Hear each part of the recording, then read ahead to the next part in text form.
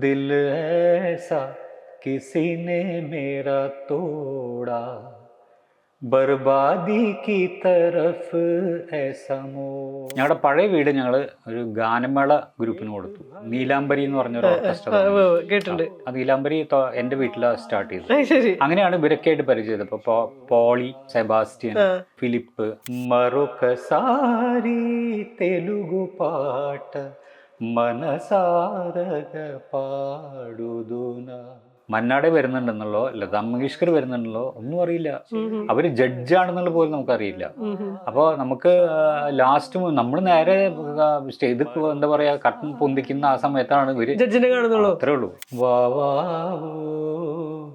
വാവൂറങ്ങ് അതില് ഒരു ഓഫർ ഉണ്ടായിരുന്നില്ലേ? ശരിക്കും നടന്നില്ല. സിനിമയിൽ പാടാനുള്ള അവര് പറ്റിച്ചു. മുത്തേ നിന്നെ തേടി ചിപ്പിക്കുള്ളിൽ വന്നു ഞാൻ, എൻ്റെ മായാജാലകങ്ങൾ തുറന്നെല്ലാം കവർന്നു നീ. അല്ലാണ്ട് ഇതിൽ there is no explanation. കാരണം ഒരു കാര്യമില്ല. എന്നെ വീണ്ടും വിളിച്ച് എന്താ പറയാ പാടിക്കുക. ലാസ്റ്റ് സെഗ്മെന്റിൽ ലാസ്റ്റ് ആളായിട്ട് ഞാൻ കയറണേ, എന്നിട്ട് ഫസ്റ്റ് ആവുക. അറിയോ പൂച്ചോ നാ കൈസേ मैंने रैन बिताई. എന്റെ ഓർമ്മ വരുന്നത് ആസാമിലാണ്. ഓർമ്മ വെച്ചാൽ നമുക്കൊരു ഓർമ്മ ഉണ്ടാവല്ലോ, കുട്ടിക്കാലത്ത് ഒരു ഓർമ്മ ഉണ്ടാവും. നർമ്മദ നദിയുടെ തീരത്തായിരുന്നു ഞങ്ങൾ താമസിച്ചിരുന്നത്. അപ്പൊ ഇടയ്ക്കിടയ്ക്ക് ഫ്ലഡ് വരും. ചിലപ്പോ നമ്മൾ ബിൽഡിങ്ങിന്റെ മുകളിലൊക്കെ കയറി നിൽക്കേണ്ടി വരും. ആ പിന്നെന്താ ജുഗ് ബീതേ മോഹേ നീന്ത് നാ ആ. ചിലര് പറഞ്ഞു ഞാനിപ്പോ എന്താ ഉദിത് നാരായണന്റെ ഒരു ട്രാക്ക് പാടിയിട്ടാ വരണേ സ്റ്റുഡിയോ ഒന്ന്. അപ്പൊ ഇതൊക്കെ ഇങ്ങനെ വരുത്താൻ കഴിയുമ്പോൾ നമ്മുടെ കോൺഫിഡൻസ് ഒക്കെ ഇങ്ങനെ ഡൗൺ ആയി. കാരണം അവരൊക്കെ അപ്പൊ ഞാനിവിടെ എന്ത് ചെയ്യാനോ ഒറ്റയ്ക്ക് എന്നോട് എല്ലാരും ചോദിക്കുന്നത് എന്തുകൊണ്ടാണ് നിങ്ങൾ പാടത്ത്. പിന്നെ എന്നെ വിളിച്ചാലേ എനിക്ക് പാടാൻ പറ്റുള്ളൂ. വിശ്വം തരിച്ചു നിൽക്കും.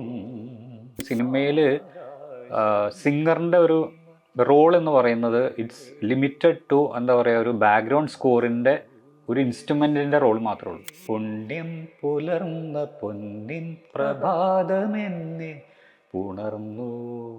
തെലുങ്കില് ഞാൻ പ്രഭാസിന് വേണ്ടി പാടി. അതൊരു അടിപൊളി പാട്ട്, വിശ്വസിക്കുകയില്ല. അങ്ങനത്തെ എന്റെ രീതിയെ അല്ലാത്തൊരു പാട്ട്. പാൽ നിലാവിലേ തരരിരി പൂക്കളേ.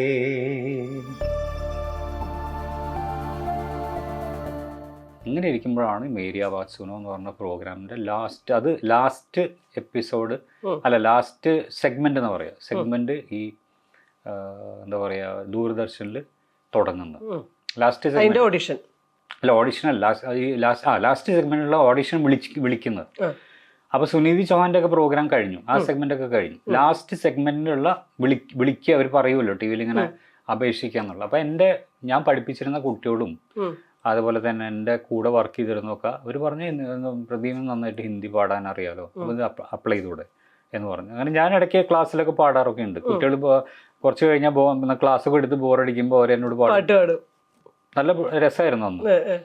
അപ്പോൾ ക്ലാസ് എല്ലാം പാടും, മലയാളം ഹിന്ദിയൊക്കെ പാടും. അപ്പോൾ അവർ പറഞ്ഞു സാറിന് ഇത് നന്നായിട്ട് പാടാൻ പറ്റുമല്ലോ, അപ്പോൾ അപ്ലൈ ചെയ്യുമെന്ന് പറഞ്ഞു. അങ്ങനെ ഞാൻ ശരി എന്ന് പറഞ്ഞിട്ട് അങ്ങനെ ഞാൻ അപ്ലൈ ചെയ്തു. അപ്ലൈ ചെയ്തൊക്കെ ഒന്ന് കാസറ്റിൽ കുറച്ച് പാട്ടുകളൊക്കെ പാടി അയച്ചു കഴിഞ്ഞപ്പോൾ അവർ വിളിച്ച് ഈ ഹിന്ദി ആയിട്ടുള്ള അടുപ്പം എങ്ങനെയാ ഹിന്ദി ആയിട്ടുള്ള അടുപ്പം എങ്ങനെയാണെന്ന് വെച്ചിട്ടുണ്ടെങ്കിൽ എൻ്റെ അച്ഛൻ വർക്ക് ചെയ്തിരുന്നത് നോർത്തിലായിരുന്നു. എൻ്റെ ഓർമ്മ വരുന്നത് ആസാമിലാണ്. ഓർമ്മ വെച്ചാൽ നമുക്കൊരു ഓർമ്മ ഉണ്ടാവുമല്ലോ, കുട്ടിക്കാലത്ത് ഒരു ഓർമ്മ ഉണ്ടാവുമല്ലോ. ആ ഓർമ്മ സ്റ്റാർട്ട് ചെയ്യുന്നത് ആസാമിലാണ്. ജനിക്കുന്നത് ഞാൻ ഇവിടെ തൃശ്ശൂർ നെല്ലുവായി എന്ന് പറഞ്ഞ സ്ഥലത്ത് വീട്ടിലാണ് ഞാൻ ജനിച്ചത്. അല്ല, വീട്ടിലാണ്. നെല്ലുവായി അമ്പലം ഒക്കെ ഉണ്ടല്ലോ, ആ നെല്ലുവായി എന്ന് പറയുന്ന സ്ഥലത്താണ് ഞാൻ ജനിച്ചത്. അപ്പോൾ ജനുവരി 26 റിപ്പബ്ലിക് ഡേ ആണ്. 1967 ഞാൻ ജനിച്ചത്, ജനുവരി 26. അങ്ങനെ ഞങ്ങൾ പിന്നെ ആസാമിൽ പോയി. തീരെ കുഞ്ഞായിരിക്കുമ്പോൾ. അപ്പം എൻ്റെ ഒരു ഓർമ്മ ക്ലാസ്സിലൊക്കെ പഠിച്ച് അങ്ങനെ അവിടുത്തെ ഫ്ലഡ്സ് ഒക്കെ ഓർമ്മയുണ്ട്. നർമ്മദ നദിയുടെ തീരത്തായിരുന്നു ഞങ്ങൾ താമസിച്ചിരുന്നത്. അപ്പൊ ഇടയ്ക്കിടയ്ക്ക് ഫ്ലഡ് വരും, ചിലപ്പോൾ നമ്മൾ ബിൽഡിങ്ങിന്റെ മുകളിലൊക്കെ കയറി നിൽക്കേണ്ടി വരും. അങ്ങനത്തെ പിന്നെന്താ, അച്ഛൻ ഓയൻജീസിലായിരുന്നു. അന്നാണ് ഞാൻ പാട്ട് ആദ്യം കേൾക്കുന്നത്. എനിക്ക് ഓർമ്മ, പാട്ട് ഒരു വലിയ സ്പൂളിൽ അച്ഛൻ്റെ ഒരു ഫ്രണ്ട് ഉണ്ടായിരുന്നു. അപ്പൊ ഫ്രണ്ടിന്റെ വീട്ടിൽ പോയിട്ട് ഈ സ്പൂളിൽ വലിയൊരു പെട്ടിയാണ്, ഒരു സൂട്ട് കേസ് പോലെ, അതിനെ തുറന്നു വെച്ചിട്ട് അതിങ്ങനെ തിരിച്ച് അതിൻ്റെ ഉള്ളിൽ ടേപ്പ് ഒക്കെ ചുറ്റി അതിലാണ് ഞാൻ പാട്ടുകൾ ആദ്യം കേട്ടു തുടങ്ങുന്നത്. അങ്ങനെയാണ് പാട്ട് എന്ന് പറഞ്ഞ സാധനം ആദ്യം അതിൽ കേൾക്കുന്നത്. ഹിന്ദി പാട്ടുകൾ. അങ്ങനെ അവിടെ കുറച്ചു കാലം എൻ്റെ ഒരു ഓർമ്മയുള്ളൂ. ആസാമിൽ എനിക്ക് എത്ര കാലം ഉണ്ടായിരുന്നു പോലും ഓർമ്മയില്ല. കുട്ടിക്കാലത്ത് ചെറിയ മാങ്ങ പുറക്കുന്ന ഓർമ്മയൊക്കെ ഉണ്ട്, മാവ് എറിയണതും. പിന്നെ ഈ ചെറിയ മറ്റേ എന്താ പറയാ, ഈ ഭംഗിയുള്ള ഇങ്ങനത്തെ രാത്രി ഇങ്ങനെ മിന്നില്ലേ, പിന്നെ മിന്നുന്ന മാത്രമല്ല ഇങ്ങനെ കുറെ ഭംഗിയുള്ള വണ്ടുകളുണ്ട്, മറ്റേ എന്താ പറയാ ഇങ്ങനത്തെ. അത് നല്ല വരയൊക്കെ ഉള്ള, അതിനൊക്കെ ഇങ്ങനെ ചെറിയ എന്താ പറയാ കുപ്പിയിലൊക്കെ എടുത്ത് വെക്കുന്ന ഇങ്ങനെ കുറെ ഓർമ്മകളുണ്ട്. മാങ്ങ പറിച്ച് അമ്മയുടെ കയ്യിൽ കൊടുക്കുന്ന, അമ്മ അച്ചാർ ഉണ്ടാക്കുന്നു. അങ്ങനെ കുറെ വിവിധ എന്താ പറയാ ഒരു വിവിധമായിട്ടുള്ള കുറെ ഓർമ്മകളാണ് ആ കാലത്തെ ഉണ്ട്. പിന്നെ എനിക്ക് ആസാമിനെ കുറിച്ച് അതൊക്കെയാണ് ഓർമ്മ. പിന്നെ ഉള്ളത് ഗുജറാത്തിലേക്കാണ്. അപ്പൊ അതിന്റെ മുമ്പ് ഞാൻ ക്യാമ്പയിലായിരുന്നു. ക്യാമ്പയിൽ നിന്ന് ആസാമിൽ പോയി തിരിച്ച് വീണ്ടും ഗുജറാത്തിലേക്ക് വന്നു. ഫസ്റ്റ് ക്യാമ്പയിലായിരുന്നു. ഞാൻ ജനിച്ച് കഴിഞ്ഞ് കുറച്ചു കാലം ക്യാമ്പയിലായിരുന്നു. അത് കഴിഞ്ഞ് പിന്നെ ഗുജറാത്തിലേക്ക് പോയി. പിന്നെ ഗുജറാത്തിൽ നിന്ന് തിരിച്ച് ആസാമിൽ പോയി. ആസാമിൽ നിന്ന് തിരിച്ച് ഗുജറാത്തിലേക്ക് വന്നു. പിന്നെ ഞങ്ങൾ താമസിച്ചിരുന്നത് ഭറൂച്ച് എന്ന് പറഞ്ഞ സ്ഥലത്താണ്. അവിടെ ഞാൻ കുറച്ച് വലുതായി. അങ്ങനെ ഭറൂച്ച് എന്ന് പറയുന്ന സ്ഥലത്ത് താമസിക്കുമ്പോൾ ഞാൻ പഠിച്ച സ്കൂളിൽ അമ്മയും ടീച്ചറായിരുന്നു. റുങ്ത വിദ്യാഭവൻ എന്ന് പറയുന്ന സ്കൂളിലാണ് ഞാൻ പഠിച്ചത്. അവിടെ ഒരു 5-6 വരെ അവിടെ പഠിച്ചത്. അത് കഴിഞ്ഞ് 7ാം ക്ലാസ്സിലാണ് ഞാൻ ഇവിടെ തൃശ്ശൂർ NSS പബ്ലിക് സ്കൂൾ വരുന്നത്. അപ്പൊ അതാണ് എന്റെ ഹിന്ദിന്റെ. കേൾക്കുന്ന പാട്ടും അന്ന് പാട്ട് പാടി തുടങ്ങി ചെറുതായിട്ട് എന്ന് വെച്ചിട്ടുണ്ടെങ്കിൽ അന്ന് അന്ന് പാട്ട് പഠിക്കുന്നൊന്നുമില്ല. അന്ന് പാട്ടുകൾ കേൾക്കും, ഒരുപാട് പാട്ടുകൾ കേൾക്കും. അന്ന് ആദ്യം ചിച്ചോറൊക്കെ ഇറങ്ങിയ സമയമാണ്. അന്ന് ഒരുപാട് സിനിമകൾ കാണും. അപ്പൊ അന്ന് അച്ഛനും അമ്മയും എന്നെ ഒരുപാട് സിനിമകൾ കാണാൻ കൊണ്ടും. അന്ന് ഞാൻ ഭയങ്കര ഒറ്റ മകനാണോ? അല്ല, എൻ്റെ താഴെ എൻ്റെ സിസ്റ്ററും ബ്രദറും ഉണ്ട്, ട്വിൻസാണ്. അപ്പോൾ ആ സിനിമകൾ അധികം അന്നത്തെ പഴയ കാലത്തെ ബ്ലാക്ക് ആൻഡ് വൈറ്റ് സിനിമകളും, പിന്നെ അന്ന് കളർ വന്നു തുടങ്ങിയിട്ടുണ്ട്. ഷോലെ, ധരംവീർ, അമർ അക്ബർ ആന്റണി, ആനന്ദ്, അങ്ങനത്തെ കുറേ സിനിമകളുണ്ടല്ലോ. അതൊക്കെ ഞാൻ അവിടെ ഈ പറയുന്ന ഭറൂച്ചിൽ തിയേറ്ററിൽ കണ്ടതാണ്. പിന്നെ കിനാര, അതൊക്കെ എനിക്ക് ഭയങ്കര ഓർമ്മയുണ്ട്, ഇപ്പോഴും ഓർമ്മയുണ്ട്. ഷോലയൊക്കെ കണ്ട നല്ല ഓർമ്മയുണ്ട്. ഷോലെ ആദ്യമായിട്ട് കണ്ട അവിടെ തിയേറ്ററിലാണ്. കിനാര നല്ല നല്ല പാട്ടുകളല്ലേ. അപ്പൊ അതിലും അന്ന് മറ്റേ ഈ പാട്ടുകളൊക്കെ ഗീത് ഗാത്ത ചൽ, ആ സിനിമയിലെ പാട്ടൊക്കെ. അപ്പൊ അതൊക്കെ ഞാൻ പാടും. അതൊക്കെ ഇങ്ങനെ സ്കൂളിൽ ചിലപ്പോൾ പാടും, ചെറിയ പ്രോഗ്രാംസിലൊക്കെ പാടും. പിന്നെ റേഡിയോ ഒരുപാട് കേൾക്കും. ഞങ്ങൾ വൈകുന്നേരം അച്ഛൻ വന്നു കഴിഞ്ഞാൽ ഞങ്ങളൊക്കെ ഇങ്ങനെ പുറത്തിങ്ങനെ ഇരുന്ന് ഇങ്ങനെ വരാന്തയിലിരുന്ന് മറ്റേ സിലോൺ, മറ്റേ റേഡിയോ സിലോൺ ഉണ്ടല്ലോ, ശ്രീലങ്ക ബ്രോഡ്കാസ്റ്റിംഗ് കോർപ്പറേഷൻ. അപ്പൊ അതിൽ കുറേ പാട്ടുകൾ റഫീ സാബിന്റെയും. അതാണ് എൻ്റെ ഈ ഇവരുടെ ബേസ്, ഈ പാട്ടുകൾ കേൾക്കാനുള്ളൊരു ഇതുണ്ടാക്കി. പിന്നെ ഞങ്ങൾ അച്ഛൻ അവിടെ നിന്ന് ഗൾഫിൽ ജോലി കിട്ടി, ഞങ്ങൾ അവിടെ നിന്ന് പോന്നു. ഞങ്ങൾ ഇവിടെ വന്ന് ഈ NSS സ്കൂള് പടിഞ്ഞാറ് കോട്ടയുടെ തൊട്ട് നമ്മുടെ സന്ധ്യ ചേച്ചിയും ഉമ്മ ചേച്ചിയുടെ വീട്ടിൽ, അവരുടെ വീട്, അവർ മുകളിൽ താമസിക്കുന്നു, ഞങ്ങളൊരു 1-2 താഴെയുള്ള ഇതിൽ താമസിക്കുന്നു. ആ വീട് ഇപ്പോഴും അവിടെ ഉണ്ട്. നേരെ സ്കൂളിൻ്റെ സൈഡിലാണ്. സ്കൂളിൻ്റെ സൈഡിലാണെന്നുള്ളതുകൊണ്ടാണ് ഞങ്ങൾ വീട് വാടകയ്ക്ക് എടുത്തത്. അങ്ങനെ അവരുമായിട്ട് വളരെ അവരുടെ കൂടെ 7 സ്റ്റോൺസും ഒക്കെ കളിച്ച് വളർന്നതാണ് രണ്ടുപേരും കൂടെ. അപ്പോൾ സന്ധ്യ അവിടുന്നാണ് ശരിക്കും പറഞ്ഞാൽ എൻ്റെ പാട്ടിൻ്റെ തുടക്കം. പാട്ട് പാടി തുടങ്ങാനുള്ളൊരു കാരണം അവിടുന്നാണ്. എന്താ വെച്ചിട്ടുണ്ടെങ്കിൽ സന്ധ്യ ചേച്ചിയുടെയും ഉമ്മ ചേച്ചിയുടെയും എന്താ പറയുക അമ്മയുടെ ചേച്ചിയുണ്ട്, പത്മ ഉണ്ട്. അപ്പം പപ്പലമ്മ എന്ന് വിളിക്കുക. അപ്പം പപ്പലമ്മയാണ് സത്യം പറഞ്ഞാൽ ഞാൻ പാട്ട് പാടി അല്ലെങ്കിൽ പാട്ട് പഠിക്കാനുള്ള കാരണമായത്. ഞാനിങ്ങനെ വെറുതെ ബാത്റൂമിലൊക്കെ പാടുമ്പോൾ എന്നോട് അപ്പുറത്തുനിന്ന് പറയും പാടും നന്നാവുണ്ട് കേട്ടോ അവിടെ എന്നൊക്കെ പറയും. അപ്പം ഞാൻ പാടും. അങ്ങനെ ശശിയേട്ടനെ പരിചയപ്പെട്ടു. ശശിയേട്ടൻ ഫ്ലൂട്ടൊക്കെ വായിക്കും, ഗിറ്റാർ വായിക്കും. അങ്ങനെ ഫ്ലൂട്ട് വായിക്കാൻ കുറച്ച് പഠിപ്പിച്ചു തന്നു ശശിയേട്ടൻ. അങ്ങനെ അവരായിട്ട് കമ്പനിയായി. അപ്പം ഞാൻ പാടുന്നുള്ളത് മനസ്സിലാക്കി. പപ്പലമ്മ പറഞ്ഞു ഇവനെ പാട്ട് പഠിപ്പിക്കും, നന്നായി പാടുന്നുണ്ടല്ലോ. അപ്പൊ ഫ്രീ ടൈമിൽ രാത്രി കഴിഞ്ഞാൽ അവിടെ മുകളിൽ ഗാനം പള്ളിയാണ്. ഞങ്ങൾ എല്ലാവരും കൂടി ഇരുന്ന് സന്ധ്യ ചേച്ചിയും ഉമ്മ ചേച്ചിയും ബാക്കിയുള്ളവരൊക്കെ ഇരുന്ന് ഞാൻ പാടും, അവരും പാടും. അങ്ങനെ നല്ലൊരു രസമായിരുന്നു. പിന്നെ പപ്പലമ്മയുടെ മകള് പാടും, നന്നായിട്ട് പാടും. പാട്ട് പഠിച്ചു തുടങ്ങി. അവിടുന്ന് ചെറുതായിട്ട് പാട്ട് പഠിപ്പിച്ചു എന്താ പറയുക ഗീത ടീച്ചർ, ഇപ്പോഴും ഉണ്ട് ഗീത ടീച്ചർ ഇവിടെ, ഗീത റാണി എന്ന് പറഞ്ഞിട്ട്, ഗീത ഭോജരാജ് എന്നായിരുന്നു പേര്. അപ്പോൾ പിന്നെ ഒരു 10th വന്നപ്പോഴേക്കും പിന്നെ നമ്മൾ പാട്ട് നിർത്തി. കാരണം അന്ന് ഈ പഠിത്തത്തിന് എഫക്റ്റീവ് എന്ന് പറഞ്ഞിട്ട് കർണാട്ടിക് അങ്ങനെ നിർത്തിയിട്ട് പിന്നെ അതിന് ശേഷം ഞങ്ങൾ ഇങ്ങോട്ട് പൂത്തോളിലേക്ക് മാറി. പടിഞ്ഞാറക്കോട്ടയിൽ നിന്ന് പൂത്തോളിലേക്ക് മാറി. അവിടെ ഒരു വാടകയ്ക്ക് വീട് വാങ്ങിച്ചു. അത് കഴിഞ്ഞ് വീട് അവിടെ വെച്ചു. ഇവരുടെ വീടിൻ്റെ അടുത്ത് തന്നെ സന്ധ്യ ചേച്ചിയും ഉമ്മ ചേച്ചിയും ആ സമയത്ത് അങ്ങോട്ട് മാറി. അവർ തന്നെ ഭാഗത്ത് തന്നെയാണ് വാങ്ങിച്ചത്. ഞങ്ങൾ സുപ്രിയ എന്ന് പറഞ്ഞൊരു വീട് അവിടെ പണിതു. അങ്ങനെ അവിടെ താമസമായി. ഞങ്ങളുടെ പഴയ വീട് ഞങ്ങൾ ഒരു ഗാനമേള ഗ്രൂപ്പിന് കൊടുത്തു. അന്ന് അവിടെ വലിയ സംഭവമായിരുന്നു. അന്ന് നീലാംബരി എന്ന് പറഞ്ഞൊരു ഓർക്കസ്ട്ര. ആ നീലാംബരി എൻ്റെ വീട്ടിലാണ് സ്റ്റാർട്ട് ചെയ്തത്. അങ്ങനെയാണ് ഇവരൊക്കെ ആയിട്ട് പരിചയത്. ഇപ്പോൾ പോളി, കെ പോള്, അതുപോലെ തന്നെ സെബാസ്റ്റ്യൻ, ഈ അവരൊക്കെ ആയിട്ട് ഫിലിപ്പ്, അങ്ങനെയുള്ളവരൊക്കെ ആയിട്ട് പരിചയപ്പെടുന്നതും ഈ നീലാംബരി ഓർക്കസ്ട്രയുടെ ബിഗിനിങ്ങിലാണ്. അങ്ങനെ അതിൽ ഞാനും പാടി തുടങ്ങി. ആ ട്രൂപ്പിൽ പാടിയിരുന്നു നീരാടുവാൻ, ആ പാട്ടൊക്കെ അന്ന് വന്ന സമയത്താണ്. പിന്നെ ഈ പോളേട്ടൻ എന്നെ കൊണ്ട് മുകേഷിന്റെ പാട്ടുകളൊക്കെ പാടിച്ചിരുന്നു. ജാനെ കഹാ അതൊക്കെ പാടിച്ചിരുന്നു. അങ്ങനെയാണ് എൻ്റെ ആ കുട്ടിക്കാലത്ത്. പിന്നെ കോളേജിൽ പഠിക്കുന്ന സമയത്ത് കേരളോർമയിൽ പഠിക്കുമ്പോൾ ഒരുപാട് കോമ്പറ്റീഷൻസിൽ മറ്റേ കോളേജ് ലെവലിൽ പങ്കെടുത്തിട്ടുണ്ട്. സ്കൂളിൽ പഠിക്കുമ്പോൾ ഞാൻ അങ്ങനെ ആക്റ്റീവായിരുന്നില്ല. കോളേജിൽ പഠിക്കുമ്പോഴാണ് ഞാൻ പാട്ടിൽ കൂടുതൽ. അതിന് ശേഷമാണ്. അപ്പോൾ ഈ കോളേജിൽ പഠിക്കുന്ന സമയത്ത് ഡി സോണിൽ പങ്കെടുക്കുമായിരുന്നു. പിന്നെ എന്താ പറയുക ഇന്റർസോൺ, അതിലൊക്കെ പങ്കെടുത്ത് സമ്മാനങ്ങളൊക്കെ കുറെ കിട്ടിയിട്ടുണ്ടാവും. ഗ്രൂപ്പ് ഐറ്റംസിലും ലളിത ഗാനത്തിനും. പിന്നെ ഇവിടെ നടന്ന് മത്സരത്തിൽ പങ്കെടുത്ത് അതായിരുന്നു പണി. മറ്റേ അതും ഇത് ലയൺസ് ക്ലബിന്റെയും അതിന്റെയും എത്ര സമ്മാനങ്ങളാണ് വാങ്ങിച്ചിട്ടുണ്ട്. അന്നൊരു ലളിതഗാനമായിരുന്നു. ലളിതഗാന മത്സരങ്ങൾ നടക്കൂല, നടക്കില്ല, അതിലൊക്കെ പങ്കെടുക്കും. അങ്ങനെ സമ്മാനങ്ങൾ കിട്ടും. അന്ന് ഞാൻ കേരളോർമയിൽ പാടിയപ്പോൾ അന്ന് ഈ പാട്ട് ഒരുപാട് പാടിയിട്ടുണ്ട്. അന്ന് എനിക്ക് അറിയില്ല കേട്ടോ, ഇത് രവീന്ദ്രൻ മാഷേന്ന് പോലും അറിയില്ല പാട്ട്. അന്ന് ആ സിനിമയൊന്നും ഇറങ്ങിയില്ല, അത് കാസറ്റിൽ മാത്രമേ വന്നുള്ളൂ. ഗരിഗാരി സധപ സരി ഗരി ഗപ ഗപദ പദ സരിഗ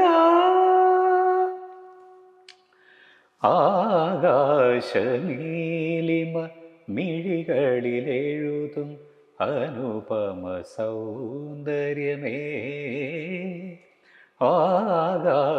ആകാശനീലിമ മിഴികളിൽ എഴുതും അനുപമ സൗന്ദര്യമേ, നക്ഷത്രമാല ഞാൻ നിന്മാറിൽ ചാർത്തുമ്പോൾ വിശ്വം തരിച്ചു നിൽക്കും. ഈ പാട്ട് കുറേ പാടിയിട്ടുണ്ട്. ഇതിന് കുറേ സമ്മാനം കിട്ടിയിട്ടുണ്ട് ഈ പാട്ടിന്.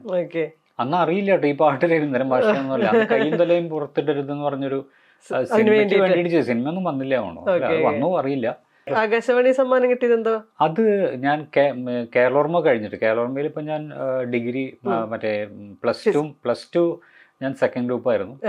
അത് കഴിഞ്ഞിട്ട് ഡിഗ്രി ഫിസിക്സ് ആയിരുന്നു. അപ്പം ആ കാലത്ത് കഴിഞ്ഞിട്ട് പിന്നെ ആന്ധ്ര യൂണിവേഴ്സിറ്റിയിൽ പോയി. ആന്ധ്ര യൂണിവേഴ്സിറ്റി വിശാഖപട്ടണത്തിലാണ് പഠിച്ചത്. അതിൽ 3 year MSc ടെക് ഇലക്ട്രോണിക്സ് എന്ന് പറഞ്ഞ കോഴ്സ് പോയി. അവിടെ ഇരിക്കുന്ന സമയത്ത് ഞാൻ ഈ പറഞ്ഞ പോലെ അവിടുത്തെ യൂണിവേഴ്സിറ്റിയെ പ്രതിനിധീകരിച്ച് കേരളത്തിൽ വന്നിട്ടുണ്ട്. കാലിക്കറ്റിൽ സൗത്ത് സോൺ ഇന്റർ യൂണിവേഴ്സിറ്റി. അപ്പോൾ അതിൽ ആന്ധ്രേനെ പ്രതിനിധീകരിച്ച് ഞാൻ അവിടെ വന്നിട്ട് സമ്മാനം നേടിയിട്ടുണ്ട്. അത് ലൈറ്റ് മ്യൂസിക്കില് തെലുങ്ക് പാട്ട് പാടിയിട്ട് തെലുങ്ക് ലൈറ്റ് മ്യൂസിക് പാടി, അതേപോലെ തന്നെ ക്ലാസിക്കൽ പാടിയിട്ട് നാഷണൽ ലെവലിൽ സമ്മാനം കിട്ടിയിട്ടുണ്ട്. ഇന്റർ യൂണിവേഴ്സിറ്റി നാഷണൽ ലെവലിൽ എനിക്ക് തെലുങ്ക് പാട്ട് മറൊకసారి తెలుగు పాట మనసారగ పాడుదునా శాతవాహనుల చరిత్ర సౌరభాలు సాటుదునా మరొకసారి తెలుగు పాట മനസാരക പാടുതുന.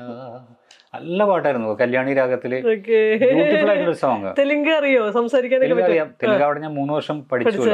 അപ്പൊ അങ്ങനെ അവിടെ എന്താ പറയാ, തെലുങ്ക് ഞാൻ ഇവിടുന്ന് സത്യം പറഞ്ഞു കഴിഞ്ഞിട്ടുണ്ടെങ്കിൽ അവിടേക്ക് പോണത് എനിക്ക് പാട്ട് പഠിക്കണം എന്നായിരുന്നു ആഗ്രഹം. ഡിഗ്രി കഴിഞ്ഞപ്പോൾ എനിക്ക് അപ്പോൾ വീട്ടിൽ പറഞ്ഞു പാട്ടൊന്നും പഠിച്ചാൽ ശരിയാവില്ല, ജോലിയൊന്നും കിട്ടില്ല, അപ്പോൾ ഇനി തുടർ വിദ്യാഭ്യാസം ചെയ്തേ പറ്റുള്ളൂ, അത് കഴിഞ്ഞിട്ട് നീ എന്ത് വേണം ചെയ്തോ. അപ്പോൾ പറഞ്ഞാൽ അങ്ങനെയാണ് MSc ടെക്കിന് പോയി ചേർന്നത്. അപ്പോഴും അച്ഛൻ പറഞ്ഞു ഈ പാട്ടും പരിപാടിയൊന്നുമില്ല. അപ്പം ഞാൻ പക്ഷെ അവിടെ എത്തിയപ്പോൾ ആദ്യം നോക്കിയത് എന്താ വെച്ചിട്ടുണ്ടെങ്കിൽ പാട്ട് പഠിപ്പിക്കുന്ന ആരാന്നുള്ളതാണ്. അങ്ങനെ ചെന്നുപെട്ടത് അവിടെ ഒരു സത്യവാദ സിസ്റ്റേഴ്സ് എന്ന് പറഞ്ഞിട്ട് ബ്ലൈൻഡ് ആയിട്ടുള്ള 2 സിസ്റ്റേഴ്സ് ഉണ്ട്.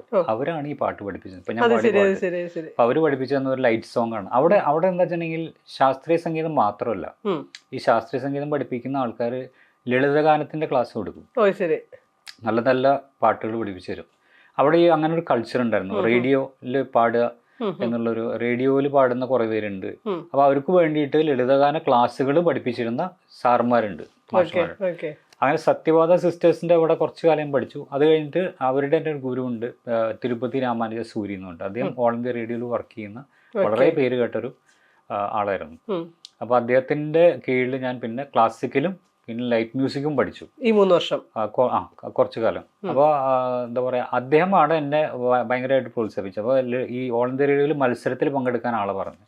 അപ്പോൾ അവിടെ നിൽക്കുമ്പോഴാണ് ഞാൻ AR വിശാഖപട്ടണത്തിൽ നിൽക്കുമ്പോഴാണ്, അല്ല ARലല്ല, ഞാൻ അവിടെ ഇരിക്കുമ്പോഴാണ് ഈ ARൽ പങ്കെടുക്കാൻ, മത്സരത്തിൽ പങ്കെടുക്കുന്നത്. അങ്ങനെ എനിക്ക് നാഷണൽ ലെവലിൽ സമ്മാനം കിട്ടി, ലളിതഗാനത്തിൽ കിട്ടി. അങ്ങനെ തെലുങ്ക് പാട്ട് പാടി. ഈ പാട്ടിന് പാടിയത് ഒരു മലയാളവും 2 തെലുങ്കും പാടിയത്. അതിലൊരു പാട്ട് ഇതായിരുന്നു, മറ്റേ ബാലമുരളികൃഷ്ണയുടെ സൊഗസുനി സൊമ്മു എന്ന് പറഞ്ഞിട്ടൊരു ലളിതഗാനാണ്. നല്ല, അതും കല്യാണി രാഗത്തിൽ തന്നെ. അതും പിന്നെ ഞാൻ മലയാളം പാടിയത് നീളാന്തതിയുടെ നിർമ്മല തീരം. അങ്ങനെ 3 പാട്ട് പാടി. പിന്നെയാണ് നമ്മുടെ 91 ഈ ഞാൻ പറഞ്ഞില്ല ചെന്നൈ, കോയമ്പത്തൂര്, അത് കഴിഞ്ഞ പിന്നെ ചെന്നൈ സ്റ്റാർട്ട് ചെയ്യുന്നത്, അവിടെ നിന്ന് സ്റ്റാർട്ട് ചെയ്യുന്നു. പിന്നെ IHRDയിൽ എത്തിയിട്ട് മേരിയാവാത് സുനോന്റെ ഈ പറഞ്ഞ പോലെ കാസറ്റ് അയച്ചു, എന്നെ വിളിച്ചു.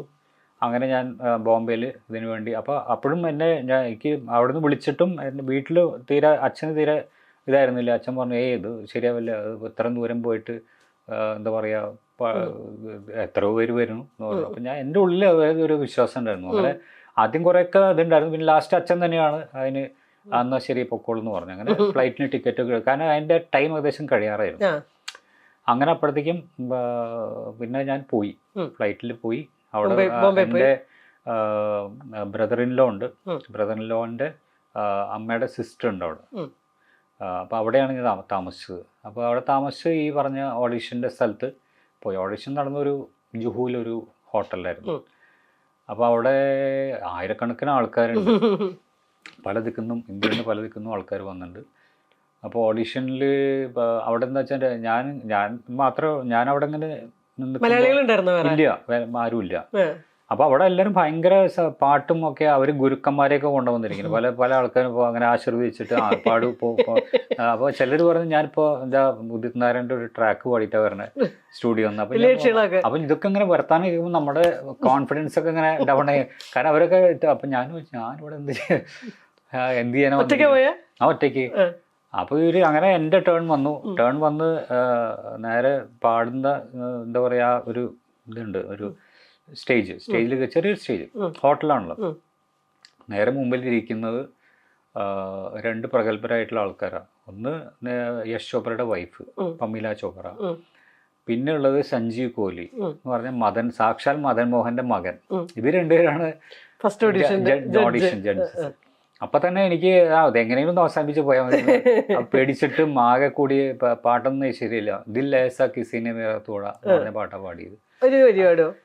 ദിൽ ഏസാ കിസിനെ മേരാ തോടാ ബർബാദി की तरफ ऐसा मोड़ा एक भले मानुष को अमानुष बना के छोड़ा दिल ऐसा किसी ने मेरा तोड़ा ബർബാദി की तरफ ऐसा मोड़ा. ഈ പാട്ട് പാടി തീരെ ശരിയായില്ല. അപ്പം എങ്ങനെയെങ്കിലും അവിടെ നിന്ന് കഴിഞ്ഞ് പോയാൽ മതി എന്ന് ഞാൻ പോയി. അപ്പം എനിക്കാകെ വിഷമമായി, കാരണം അത്രയും ദൂരം അച്ഛനോട് തല്ലൊക്കെ കൂടി വന്നൊന്നും വരേക്കും ശരിയായില്ല. അപ്പോൾ ഇനി നാളെ ട്രെയിനിൽ തിരിച്ചു പോകണ്ടേ, ഇങ്ങോട്ട് ഫ്ലൈറ്റിൽ വന്നു, നാളെ ട്രെയിനിൽ എന്ന് ഇങ്ങനെ സങ്കടപ്പെട്ടിരിക്കുമ്പോണ്ട് ഒരു ഫോൺ ഇവിടുന്ന് വന്നു, ഈ ഹോട്ടലിൽ നിന്ന് ഫോൺ വന്നിട്ട് പറഞ്ഞു, ഞാൻ ഇങ്ങനെ മെറ്റാവിഷൻ എന്നാണ് വിളിക്കുന്നത്, അപ്പോൾ നിങ്ങൾ ഒരു ഓഡിഷൻ പങ്കെടുത്തില്ലേ, അപ്പോൾ എന്താ പറയുക അവിടേക്ക് ഒന്ന് തിരിച്ചു വരണം മനസ്സിലായി. അപ്പോൾ ഇന്നലെ ഞാൻ ആലോചിച്ചു, അപ്പോൾ എന്തിനു തിരിച്ചു വരണേ, അല്ല പമീലാജി പറഞ്ഞിട്ടാണ് വിളിക്കണമെന്ന് പറഞ്ഞു. എനിക്കത് വിശ്വസിക്കാൻ പറ്റിയില്ല. ഞാൻ തിരിച്ചു പോയി, ഓട്ടോ എടുത്ത് നേരെ പോയി കഴിഞ്ഞപ്പോൾ അവിടെ ഓൾമോസ്റ്റ് എല്ലാം കാലിയാണ്. കാരണം എല്ലാവരും കഴിഞ്ഞു പോയി. അവർ രണ്ടുപേരും ഇരിക്കുന്നുണ്ട്, 1-2 പേരൻസ് ഉണ്ട് അവിടെ. അപ്പോൾ ഇങ്ങേര് പറഞ്ഞു, C പമീലാജി wanted to here your voice again. മുജേത്തും ഞാൻ നിങ്ങളെ വിട്ടു, പക്ഷെ പമീലാജ പറഞ്ഞു നിങ്ങളുടെ ഉള്ളിൽ നിങ്ങൾ ദാറ്റ് ബോയ് ഹാസ് സംതിങ് എന്ന് പറഞ്ഞിട്ട് നിങ്ങളെ വിളിച്ചിരിക്കുകയാണ്. ഞങ്ങൾക്ക് ഒരാളെ കൊണ്ട് എടുക്കാണ്ട്, മനസ്സിലായില്ലേ? അവര് പറഞ്ഞുകൊണ്ട് മാത്രമേ വിളിച്ചിരിക്കുന്നത്. അപ്പൊ ഒരു ചാൻസ് കൊണ്ട് തരാം. അപ്പോഴേക്കും എന്താ വെച്ചാൽ എന്റെ ഉള്ളിൽ കൂടെ ഈ മന്ദനൊക്കെ കഴിഞ്ഞു. കാരണം നമ്മള് ഔട്ടായി, ഇനിയിപ്പോ കാര്യമില്ല, അതൊക്കെ പോയി ആ ഒരു സംഭവം, ഇനി ടെൻഷൻ ഫ്രീ ഇനി പോടാ എന്നുള്ളൊരു ഫീലിങ്ങില്. അപ്പൊ ആ ടെൻഷൻ ഫ്രീ ആയിട്ട് പാടിപ്പോ ആദ്യം പാടിയേക്കാളൊക്കെ നന്നായി പാടിയപ്പോ ഇങ്ങനെ തന്നെയാണോ നേരത്തെ പാടി. അപ്പൊ അവര് ആകെ സ്റ്റണ്ടായി, ഇത് എന്ത് പറ്റി നിങ്ങൾക്ക്, നിങ്ങള് തന്നെ. അപ്പൊ ഞാൻ പറഞ്ഞു, എനിക്ക് പേടിച്ചിട്ട് പാട്. അപ്പൊ പറഞ്ഞു യു ആർ ഇൻ പറഞ്ഞു. അങ്ങനെ ഞാൻ ഈ എന്താ പറയാ, അത് പറഞ്ഞ ഒരു നിമിത്തം എന്ന് പറയില്ലേ, നമ്മുടെ ചില കാര്യങ്ങൾ നമുക്ക് നടക്കേണ്ടത് നടക്കും. അങ്ങനെ അതിന് അല്ലാണ്ട് ഇതിൽ there is no explanation. കാരണം ഒരു കാര്യമില്ല, എന്നെ വീണ്ടും വിളിച്ച് എന്താ പറയാ പാടിക്കുക, ഞാൻ എന്നിട്ട് അതിൽ ലാസ്റ്റ് മാനായിട്ട് കയറുക. ലാസ്റ്റ് മാൻ ആ സെഗ്മെന്റിലെ അവസാനത്തെ ലാസ്റ്റ് സെഗ്മെന്റിൽ ലാസ്റ്റ് ആളായിട്ട് ഞാൻ കയറണേ, എന്നിട്ട് ഫസ്റ്റ് ആവുക. ആലോചിച്ചു. അപ്പോൾ അവർ ഭയങ്കര സപ്പോർട്ടീവ് ആയിരുന്നു. ഈ പമീല ചോപ്രയും ഇവരും പാട്ട് ഇപ്പം നമ്മൾ ഓരോ ഇതൊക്കെ കഴിയുമ്പോൾ സമയത്ത് ഏതൊക്കെ പാട്ട് നിങ്ങൾ പാടണം, അപ്പം നമുക്ക് പറ്റിയ പാട്ട്. അപ്പം എനിക്ക് യേശുദാസിന്റെ പാട്ട് നന്നായി ഒരു അവർ എന്താ പറയാ, നമ്മളിപ്പോൾ എവിടെ പോയാലും ദാസേട്ടൻ്റെ പോലെ ഉണ്ട് കേട്ടോ. പുറത്ത് പോയി അങ്ങനെയാ, നമ്മൾ ഇവിടുന്ന് ആര് പോയാലും അവർക്കത് യേശുദാസിനെ പോലെ തോന്നും. ആയിരിക്കാം. അപ്പൊ അവര് പറഞ്ഞത് യേശുദാസിന്റെ പാട്ടുകൾ കുറെ ഉണ്ടല്ലോ, നല്ല ചിച്ചോറിലെ പാട്ടുകളുണ്ട്, പിന്നെ മറ്റേ ഇതുണ്ട് ഏതാ മറ്റേ ധീരെ ധീരെ സുബ, അത് ഞാൻ പാടിയിരുന്നു ഒരു റൗണ്ടിൽ ഞാൻ പാടി. അപ്പൊ എൻ്റെ ആദ്യത്തെ ഫസ്റ്റ് മത്സരത്തിന് വന്നത്, പ്രിലിമിനറി റൗണ്ടിന് വന്നത് ഉഷ ഖന്നയാണ്. ഉഷ ഖന്ന തല തസീസായിരുന്നു ജഡ്ജസ്. അന്ന് ഞാൻ ഈ പാട്ടിന് ദിലേസ കിസിനെ മേരത്തോടെ തന്നെ അത് പാടിയിട്ട് കിട്ടി. അടുത്ത റൗണ്ടിൽ കയറി. പിന്നെ അടുത്ത റൗണ്ടിൽ ബപ്പി ലഹരി വന്നു, പിന്നെ അനുജ് ജലോട്ട ഇവരൊക്കെ വന്നത്. പിന്നെ ഒരു റൗണ്ടില് മന്നാടെ വന്നു. അത് പക്ഷെ ലാസ്റ്റ് പാടി ഫൈനൽ. അത് കഴിഞ്ഞിട്ട് അങ്ങനെ ഞാൻ ശരിക്കും പറഞ്ഞ 10 ദിവസം കൊണ്ട് ഈ പരിപാടിയൊക്കെ കഴിഞ്ഞ് നേരെ മെഗാ ഫൈനൽ എത്തണം. ഓരോ റൗണ്ട് ജയിച്ച് preliminary, quarter final, semi final, അത് കഴിഞ്ഞ് മെഗാ ഫൈനൽ. അങ്ങനെ 3 ഇതിങ്ങനെ ടെലികാസ്റ്റ് ചെയ്തോണ്ടിരിക്കുകയാണല്ലോ. ഏതാ ഇത് കംപ്ലീറ്റ്ലി എടുത്തിട്ട് പിന്നെ ഒരു വർഷത്തേക്ക് ടെലികാസ്റ്റ് ചെയ്യാം. ഒരു ഒറ്റ 10 ദിവസം കൊണ്ട് ഇതൊക്കെ എടുക്കും. ഒരു ഫൈനൽ എടുത്തിട്ടില്ല, ഇല്ല മെഗാ ഫൈനൽ എടുത്തില്ല. 10 ദിവസം കൊണ്ട് ഇവര് കംപ്ലീറ്റ്ലി ആ ഒരു സെഗ്മെന്റ് അതുവരെ എടുക്കും. പിന്നെ അത് കാരണം അന്ന് ഇങ്ങനെ ഡെയിലി കാണിക്കില്ലോ, ഒരാഴ്ചയിൽ ഒരു ഇതല്ലേ ഉള്ളൂ. അപ്പൊ അതിനുള്ള ഒരു എടുത്തുണ്ട്. പിന്നെ നമ്മളോട് പറയും മെഗാ ഫൈനൽ ഇനി 1 വർഷം കഴിഞ്ഞാൽ വരും എന്ന് പറഞ്ഞിട്ട് നമ്മൾ അപ്പോഴേക്കും ഇവിടെ എത്തുമ്പോഴേക്കും ഇത് കാണിച്ചു തുടങ്ങി. ഇങ്ങനെ മലയാളി ഇതിൽ എത്തി എന്ന് പറഞ്ഞിട്ട് ഭയങ്കര ന്യൂസായി. അങ്ങനെ ചാനലുകാർ വരിക. മറ്റേ ഞാൻ അന്ന് പുതുപ്പള്ളിയിലായിരുന്നല്ലോ, അത് ഭയങ്കര ഇതായി. മറ്റേ മാഗസീൻസിൽ വനിതയിലും അതിലൊക്കെ വരുന്നു, ചാനലുകാർ വരുന്നു, എടുക്കുന്നു. അപ്പോൾ എല്ലാവരും മനസ്സിലായി ഇങ്ങനെ ഒരു മലയാളി മെഗാ ഫൈനൽ എത്തിയിട്ടുണ്ടെന്നുള്ളത്. അങ്ങനെ മെഗാ ഫൈനലിൽ പോകുമ്പോൾ ഇവരൊക്കെ പ്രാർത്ഥനയോട് കൂടിയിട്ടാണ് പോണത്. മലയാളികളുടെ ഫുൾ പ്രാർത്ഥനയോട് കൂടിയിട്ടാണ് നമ്മൾ മെഗാ ഫൈനലിലേക്ക് പോകണം. ഈ പാട്ടൊന്ന് പാടോ? ഏതാ? അപ്പൊ അതാണ് ഞാൻ മെഗാ ഫൈനലിൽ പാടിയത്.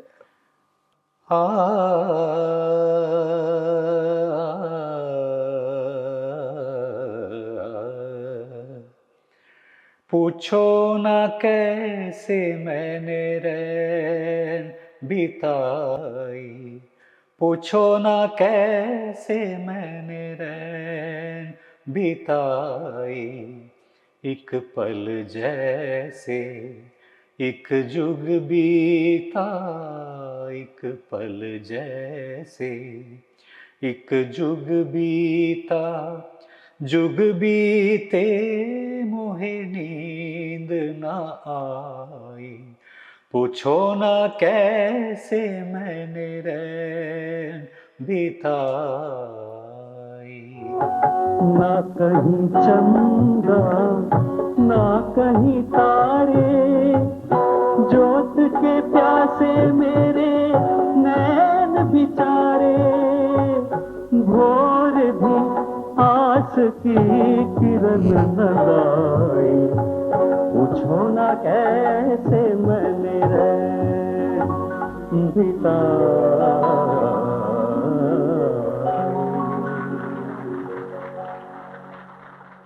മന്നാടിയുടെ മുമ്പിൽ തന്നെ പാടിയിട്ടില്ലേ? മന്നാടിയുടെ മുമ്പിൽ എനിക്ക് അന്ന് സത്യം പറഞ്ഞാൽ ഇവര് ഭയങ്കര രഹസ്യമായിട്ടാണ് വെച്ചിരുന്നത്.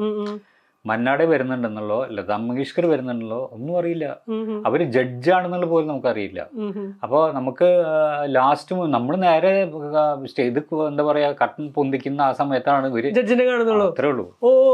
ഭയങ്കര ഇതായിരുന്നു. അപ്പോൾ അവരുടെ മുമ്പിൽ നമ്മൾ പാടുന്ന അതും പണ്ഡിറ്റ് ഭൂപേൻ ഹസാരിക, പിന്നെ എന്താ പറയാ ജസ്രാജ്, ഈ 4 പേരാണ് ജഡ്ജസ്. അവരുടെ മുമ്പിൽ നമ്മൾ നിന്ന് പാടും. എന്താ പറഞ്ഞ ഈ പാട്ട് കേട്ടിട്ട് അങ്ങനെ അല്ല ഇവര് പേഴ്സണൽ നമുക്ക് സമയമില്ല. കാരണം ഇത് കഴിഞ്ഞു, അവര് നേരെ സ്റ്റേജ് വരുന്നു, ഫോട്ടോ എടുക്കുന്നു, നമുക്ക് ഈ സമ്മാനം മേരി ആവാസ് സോനോ ട്രോഫി ഇവിടെ ഇരിക്കുന്നു. ആ ട്രോഫി ലതാജി കയ്യെത്തായിരുന്നു. അങ്ങനെ ലതാജിയുടെ സ്പീച്ച് അതും ഇതിലുണ്ട്, ഓൾറെഡി യൂട്യൂബിലുണ്ട് ആ സ്പീച്ച് ഉണ്ട്.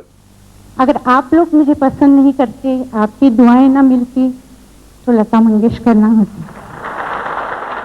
അപ്പം അത്രയുള്ള അവസരമുള്ളൂ. പിന്നെ ആ ഫോട്ടോസ് എടുക്കാനുള്ള ഒരു അവസരവും കാര്യങ്ങളൊക്കെ അത്ര തന്നെയുള്ളൂ. പിന്നെ അത് കഴിഞ്ഞ് വീണ്ടും എന്നെ അടുത്ത വർഷം വിളിച്ചിരുന്നു. എൻ്റെ വേറെ നെക്സ്റ്റ് മെഗാ ഫൈനലിൽ മറ്റേ മേരി ആവാസ് സോനോന്റെ മെഗാ ഫൈനലിൽ ഞങ്ങൾ അവിടെ പോയി 2 പാട്ട് ഞാനും സുനിതയും കൂടി ഒരു ജോയിന്റ്ലി ഒരു ഡുവറ്റ് പാടിയിരുന്നു. അപ്പോൾ ആ സമയത്തും ലതാജി അവിടെ ഉണ്ട്. അപ്പോൾ അന്ന് വേറെ മറ്റേ പർവീൻ സുൽത്താനയും പിന്നെ അങ്ങനെ ഹരിപ്രസാദ് ചൗരസ് ഇവരൊക്കെയായിരുന്നു ജഡ്ജസ്. അപ്പൊ അങ്ങനെ 1-2 വർഷം ഞാൻ പോയി ഇതിനു വേണ്ടിട്ട്. അത് അന്ന് കേരളത്തിൽ അത് വലിയ സംഭവമായിരുന്നു അല്ലേ ശരിക്കും പറഞ്ഞു കഴിഞ്ഞാല്? എനിക്കൊക്കെ നല്ല ഓർമ്മയാണ് പഠിക്കുന്ന സമയത്തൊക്കെ.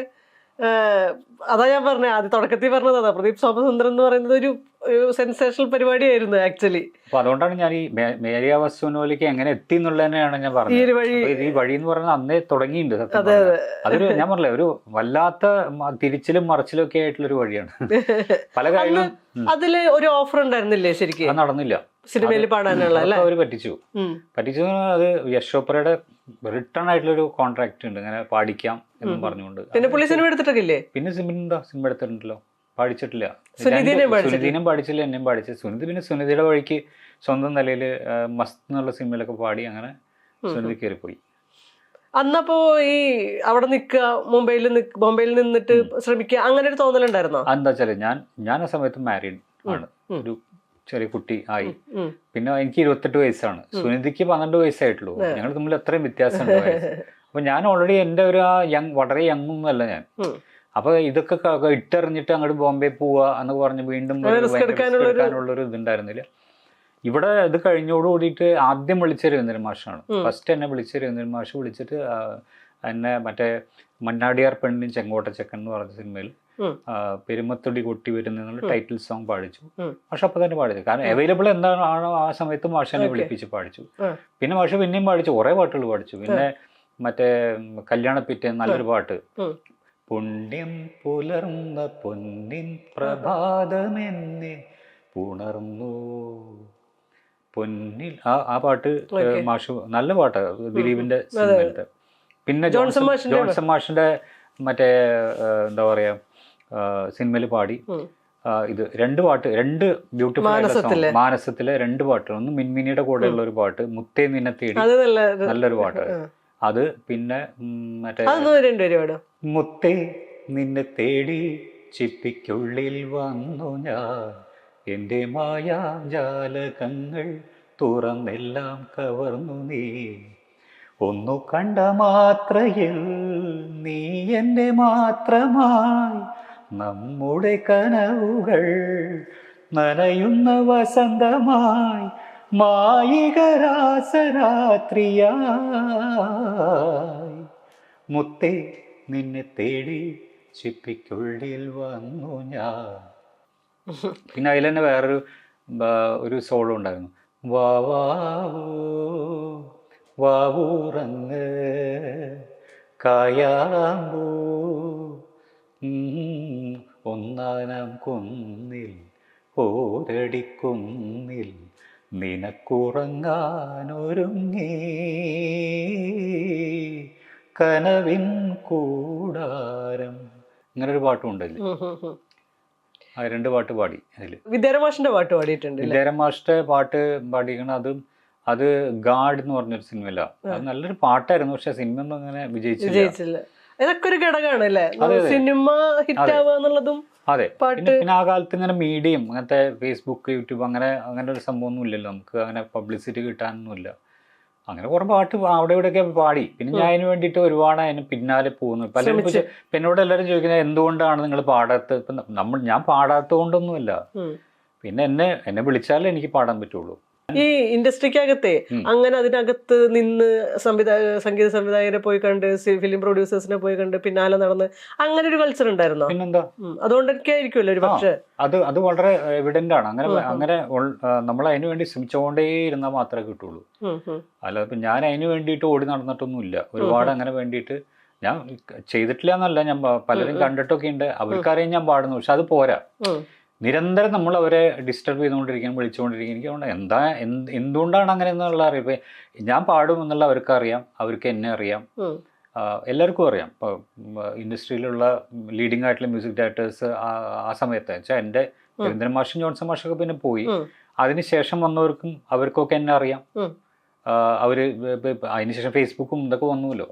പിന്നെ അങ്ങനെ ഒരു പാട്ട് കേൾക്കാം, അവർക്കിപ്പോൾ ഞാൻ എന്ത് പാടും എന്നുള്ളവർക്ക് അറിയാം, എല്ലാവർക്കും അറിയാം. പിന്നെ എന്താ വിളിക്കാത്തെന്നുള്ളത് എനിക്കറിയില്ല. പലരും എന്നോട് ചോദിക്കാറുണ്ട് എന്താണ് നിങ്ങൾ പാടത്ത്. ഞാൻ ഇനി ആർക്കും പാടില്ല എന്ന് പറഞ്ഞാൽ ഞാൻ മിണ്ടാണ്ട്. അങ്ങനെ വിചാരിച്ചിരുന്നോ ഈ അവാർഡ് കിട്ടി കഴിഞ്ഞപ്പോഴേ സിനിമകൾ ഇഷ്ടംപോലെ ഉണ്ടാവാൻ സാധ്യത ഉണ്ടെന്ന് വിചാരിച്ചിരുന്നോ?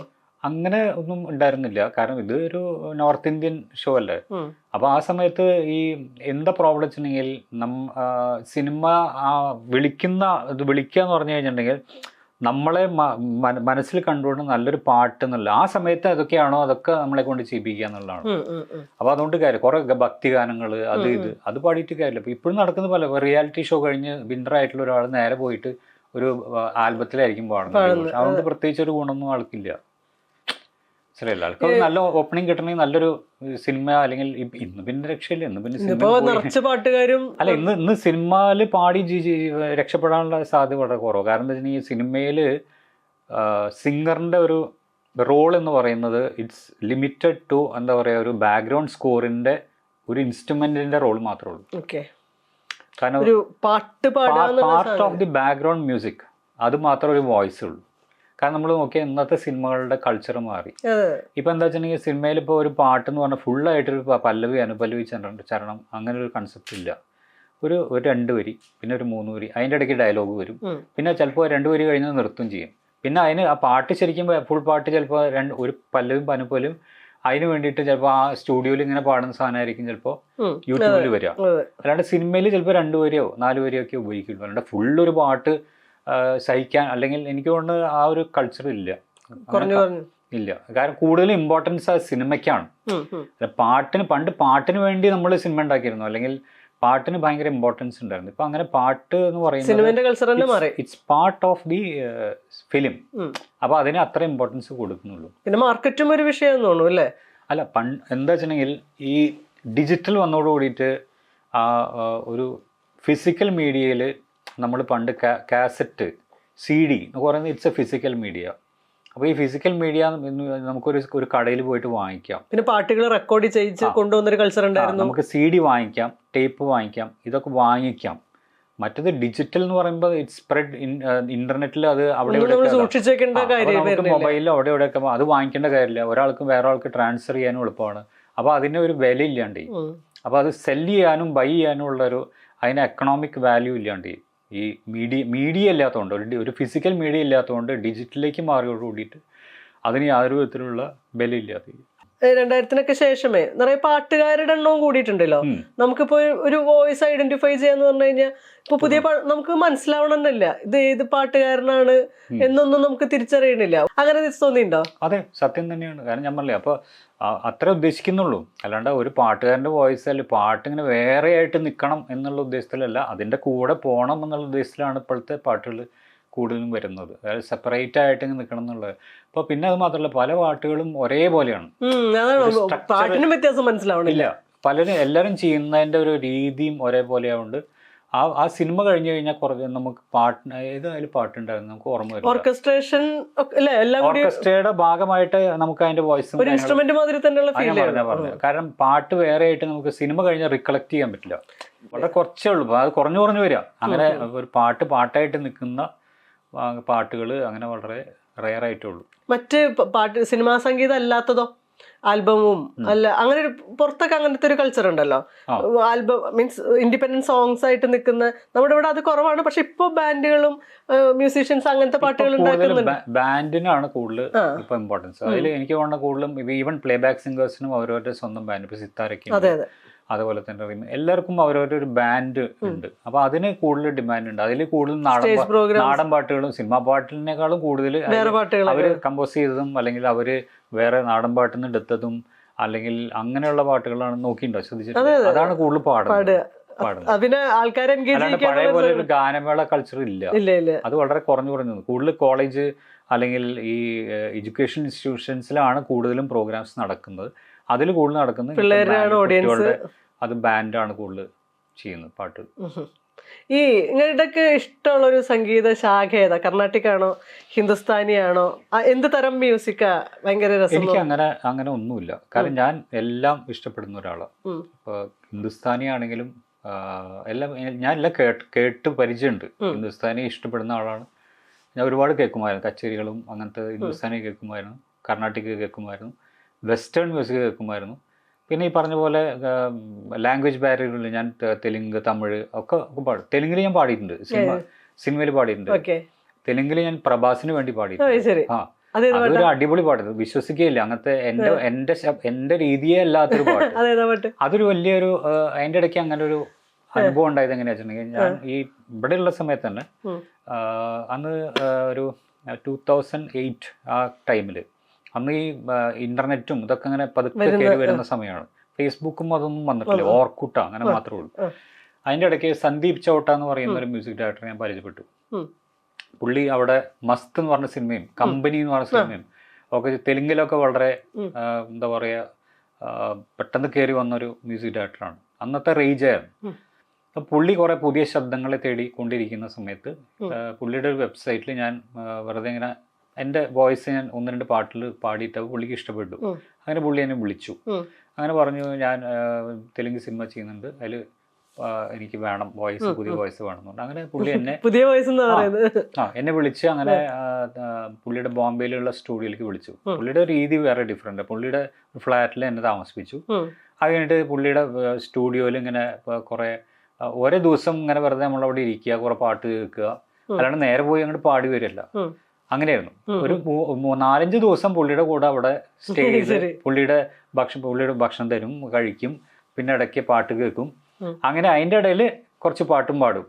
ഈ റെക്കോർഡിങ് നടക്കും. അല്ലാണ്ട് ഒറ്റ ടേക്കിൽ പാടി അവസാനിപ്പിച്ച് പുള്ളിയുടെ രീതി അങ്ങനെയായിരുന്നു. അപ്പൊ ഞാനും പിന്നെ ഒരു സണ്ണി എന്ന് പറഞ്ഞു, പുള്ളി ഭയങ്കര ഫേമസ് ആയിട്ടുള്ള ഓഡിയോ റെക്കോർഡിസ്റ്റുമാണ്, റെക്കോർഡിംഗ് എഞ്ചിനീയറും ആണ്, മ്യൂസിക് ഡയറക്ടറും ആണ്. സണ്ണി എം.ആർ. എന്ന് പറഞ്ഞു. It's a very big name ഇന്നത്തെ മറ്റേ ബോളിവുഡില്. പുള്ളി അന്ന് സന്ദീപ് ചൗട്ടയുടെ സ്റ്റുഡിയോ എഞ്ചിനീയറാണ്. അപ്പൊ ഞാനും സണ്ണിയും കൂടിയിട്ടാണ് ഒരു പാട്ട്, അതില് പ്രഭാസിന് വേണ്ടിയിട്ട്. അതൊരു ബിഗ് ബഡ്ജറ്റ് സിനിമയായിരുന്നു. ബുജ്ജിഗാഡു മെയ്ഡ് ഇൻ ചെന്നൈ എന്ന് പറയുന്ന ഒരു സിനിമയാണ്. പ്രഭാസിന്റെ one of the biggest hits ആണ് തെലുങ്കില്. അതില് ഏറ്റവും ഹിറ്റായ ഒരു പാട്ട് ചിട്ടി ആയിരം എന്ന് പറയുന്നത് യൂട്യൂബിൽ നോക്കി കഴിഞ്ഞാൽ കാണാൻ പറ്റും പാട്ട്. അപ്പൊ അത് ഞാൻ അത് പാടാന്ന് പറഞ്ഞു കഴിഞ്ഞാൽ ഇങ്ങനെ പാടാൻ പറ്റില്ല. ചിട്ടിയായിരേ ആയിരേ ആയിരേ പൊട്ടിയായിരേ ആയിരേ ആയിരേ ഝുമിര ഝുമിര ഝുമിര റേ ഝുമിര come to me oh my darling come to me. അങ്ങനെ പോകുന്നൊരു പാട്ട്. അങ്ങനെ റിതംസ് ഒക്കെ ഉണ്ട്. അതിന്റെ ഉള്ളില് കുറച്ച് മറ്റേ റാപ്പും പരിപാടിയൊക്കെ ഉണ്ട്. അത് സോണു കക്കർ എന്ന് പറഞ്ഞിട്ടുള്ള മറ്റേ നേഹ കക്കറിന്റെ എൽഡർ സിസ്റ്റർ സോണുവിന്റെ കൂടെ ഞാൻ പാടിയിരിക്കണം. അത് അവിടെ ഭയങ്കര ഹിറ്റായിരുന്നു. അത് കഴിഞ്ഞിട്ട് ഞാൻ വീണ്ടും ഒരു പാട്ട് അത് പാടി. ഇത് പ്രഭാസിനായിരുന്നു. മറ്റേത് മോഹൻ ബാബുവിന് വേണ്ടിയിട്ട്, അവിടുത്തെ ലീഡിങ് വയസ്സായിട്ടുള്ള സ്റ്റാർ ഉണ്ടല്ലോ, മോഹൻ ബാബുവിന് വേണ്ടിയിട്ട് പൂലു ഗുസ ഗുസലാടിയലനി എന്ന് പറഞ്ഞിട്ട് ഒരു അന്ന് പണ്ട് SP ബാലസുബ്രഹ്മണ്യം പാടി ഹിറ്റായിട്ടുള്ളൊരു പാട്ടുണ്ട്. പൂലു ഗുസ ഗുസലാടിയലനി ജതഗൂഡേ നനി ഗാലി ലലിക്കെ സേനനി തനനനനനി തനനനന തരരരി പൂലു. അതിന്റെ അങ്ങനെ പിച്ച് മാറിക്കൊണ്ടേയിരിക്കുന്ന പാട്ട്. അത് പണ്ട് ഹിറ്റായിരുന്നു. അതിന്റെ റീമേക്ക് എന്ന് പറഞ്ഞു. അതും അങ്ങനെ ഒരു പാട്ട് ഞാൻ പാടിയിരുന്നു തെലുങ്കിൽ. ഇതൊക്കെ ബിഗ് ബഡ്ജറ്റ് ഫിലിംസ് ആയിരുന്നു. പരിചയമുണ്ടല്ലോ, പരിചയമുണ്ട്. കാരണം എന്താ വെച്ചിട്ടുണ്ടെങ്കിൽ ഞാൻ പറഞ്ഞില്ലേ ട്രാക്ക് പാടി എന്ന് പറഞ്ഞില്ലേ, അതിനുശേഷം ഞാൻ SPBനെ 1-2 സ്റ്റേജിൽ കണ്ടിട്ടുണ്ട്. പിന്നെ ഒരു തവണ ഇവിടെ ഹാർമണി അവാർഡ് വാങ്ങിക്കാൻ വന്നിരുന്നു. അപ്പൊ ഞാൻ ഈ എന്താ അമ്മ എൻ്റെ ഇടയ്ക്കാത്ത പാട്ട് പാടി. അപ്പൊ ഞാൻ ഈ കാര്യം പറഞ്ഞു. ഞാൻ പറഞ്ഞു അന്ന്. അപ്പൊ അയ്യോ അത് നിങ്ങളെ പാടിയായിരുന്നു. ഞാൻ ആ പാൽനിലാവിലെ എന്നുള്ള പാട്ട് ആള് പാടി സ്റ്റേജില്. അപ്പൊ ഞാനത് പറഞ്ഞു അപ്പൊ യെസ് ഐ റിമെമ്പർ ദാറ്റ്. ആ പാട്ട് പാടും. ഏതാ? പാൽനിലാവിലെ. പാൽനിലാവിലെ തരരിരി പൂക്കളെ താലോലമായി പാടാമിനി ആരാരിരോ. പാൽനിലാവിലെ